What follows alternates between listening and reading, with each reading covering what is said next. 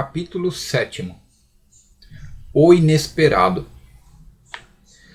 Chegados os dragões em frente aos canjicas, houve um instante de estupefação. Os canjicas não queriam crer que a força pública fosse mandada contra eles, mas o barbeiro compreendeu tudo e esperou. Os dragões pararam. O capitão intimou a multidão que se dispersasse, mas conquanto uma parte dela estivesse inclinada a isso, a outra parte apoiou fortemente o barbeiro, cuja resposta consistiu nestes termos alevantados: Não nos dispersaremos. Se quereis os nossos cadáveres, podeis tomá-los, mas só os cadáveres. Não levareis a nossa honra, o nosso crédito, os nossos direitos e com eles a salvação de Itaguaí. Nada mais imprudente do que essa resposta do barbeiro, e nada mais natural. Era a vertigem das grandes crises. Talvez fosse também um excesso de confiança na abstenção das armas por parte dos dragões. Confiança que o capitão dissipou logo, mandando carregar sobre os canjicas. O momento foi indescritível. A multidão urrou furiosa. Alguns, trepando as janelas das casas ou correndo pela rua fora, conseguiram escapar, mas a maioria ficou bufando de cólera, indignada, animada pela exortação do barbeiro.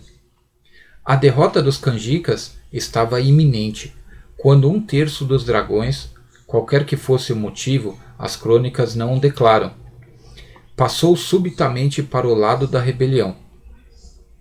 Este inesperado reforço deu alma aos canjicas, ao mesmo tempo que lançou desânimo às fileiras da legalidade. Os soldados fiéis não tiveram coragem de atacar os seus próprios camaradas e, um a um, foram passando para eles, de modo que ao cabo de alguns minutos o aspecto das coisas era totalmente outro.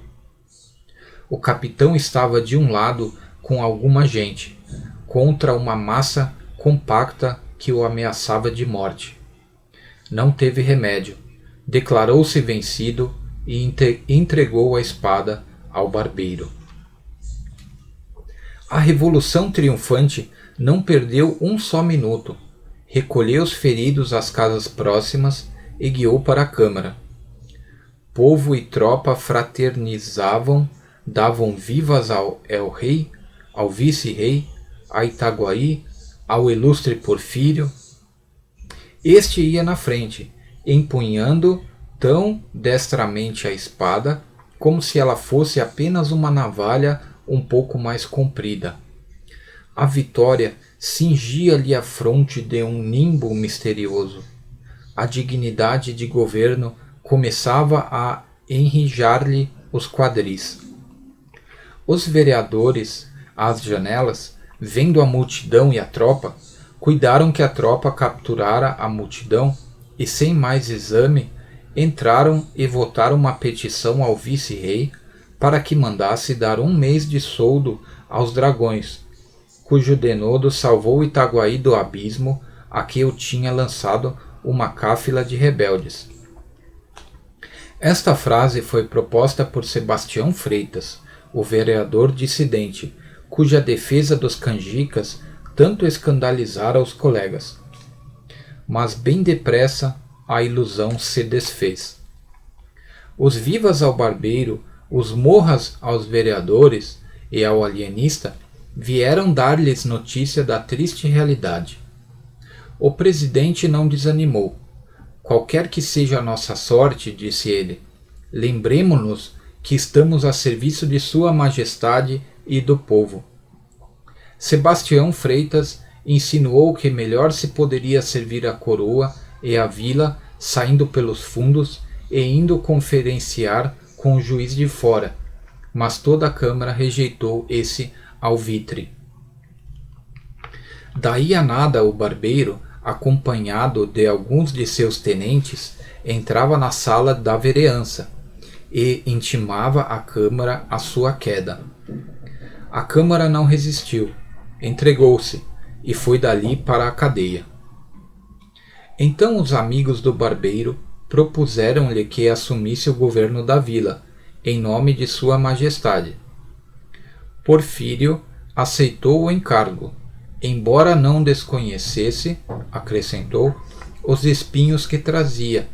Disse mais que não podia dispensar o concurso dos amigos presentes, ao que eles prontamente anuíram.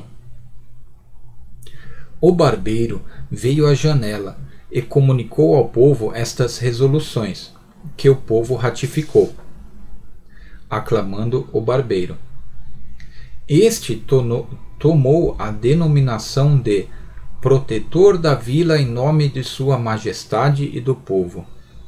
Expediram-se logo várias ordens importantes, comunicações oficiais do novo governo, uma exposição minuciosa ao vice-rei, com muitos protestos de obediência às ordens de Sua Majestade. Finalmente, uma proclamação ao povo, curta, mas enérgica. Itaguaienses. Uma Câmara corrupta e violenta conspirava contra os interesses de Sua Majestade e do povo.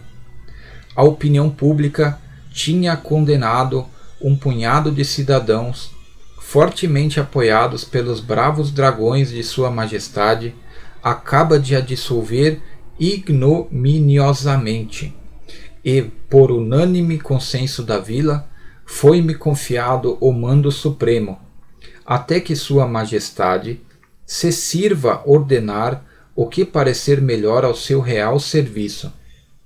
Itaguaienses, não vos peço senão que me rodeeis de confiança, que me auxilieis em restaurar a paz e a fazenda pública, tão desbaratada pela Câmara que ora findou as vossas mãos.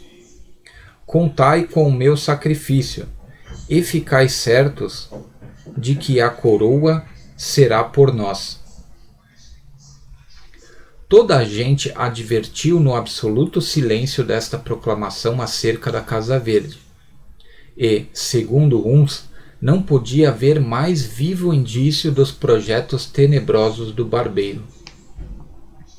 O perigo era tanto maior quanto que, no meio mesmo desses graves sucessos, o alienista metera na Casa Verde umas 7 ou 8 pessoas, entre elas 2 senhoras, sendo um dos homens aparentado com um protetor.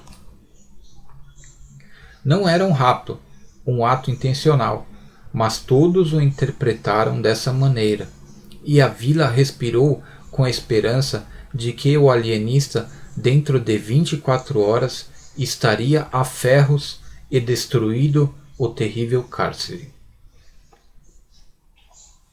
O dia acabou alegremente, enquanto o arauto da matraca ia recitando de esquina em esquina a proclamação. O povo espalhava-se nas ruas e jurava morrer em defesa do ilustre Porfírio. Poucos gritos contra a Casa Verde, prova de confiança na ação do governo. O barbeiro fez expedir um ato declarando feriado aquele dia e entabulou negociações com o vigário para a celebração de um Te Deum. Tão conveniente era aos olhos dele a conjunção do poder temporal com o espiritual, mas o padre Lopes recusou abertamente o seu concurso. Em todo caso, Vossa Reverendíssima não se alistará entre os inimigos do governo, disse-lhe o barbeiro, dando à fisionomia um aspecto tenebroso. Ao que o padre Lopes respondeu sem responder: como alistar-me se o novo governo não tem inimigos? O barbeiro sorriu. Era pura verdade. Salvo o capitão, os vereadores e os principais da vila, toda a gente o aclamava. Os mesmos principais, se o não aclamavam, não tinham saído contra ele. Nenhum dos almotacés deixou de vir receber as suas ordens. No geral, as famílias abençoavam o nome daquele que ia, enfim, libertar Itaguaí da Casa Verde e do terrível Simão Bacamarte.